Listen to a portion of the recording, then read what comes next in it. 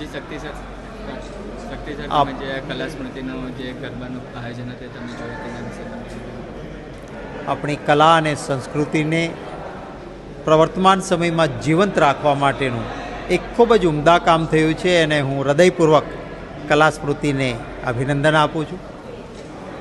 સામાન્ય રીતે વ્યક્તિ જીવે છે, જન્મે છે અને મૃત્યુ પામે છે, આ ક્રમ હોય છે.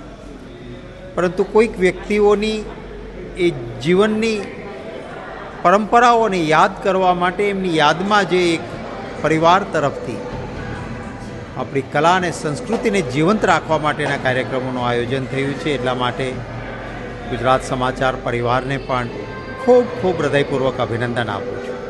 સમય પલટાતો રહેતો હોય છે, પરંતુ આપણી સંસ્કૃતિને આપણો વારસો એ આજના યુગમાં પણ યુવાનો પણ એને સમજે જાણે એ જરૂરી છે. અને ત્યારે એવા સમયે ખૂબ જ સરસ આપણી પરંપરાગત રાસ મંડળીઓને બોલાવીને એક જ પ્લેટફોર્મ પર વિવિધતા સાથે આ બધા જ આપણી કલા સંસ્કૃતિના દર્શનનો સુંદર કાર્યક્રમ જોઈને ખૂબ આનંદ થયો.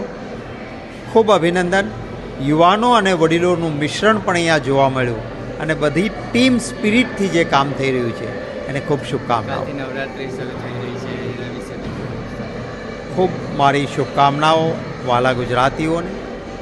નવરાત્રિનું પર્વ જે અનિષ્ટ સામે ઈષ્ટની લડાઈના આ 9 દિવસ છે અને અનિષ્ટ તત્વો સામે માતાજી એક દૈવી રૂપે સહારે અનિષ્ટનો કરીને ઈષ્ટનો વિજય થાય, જેને આપણે દશેરા તરીકે 10મા દિવસે ઉજવીએ છીએ.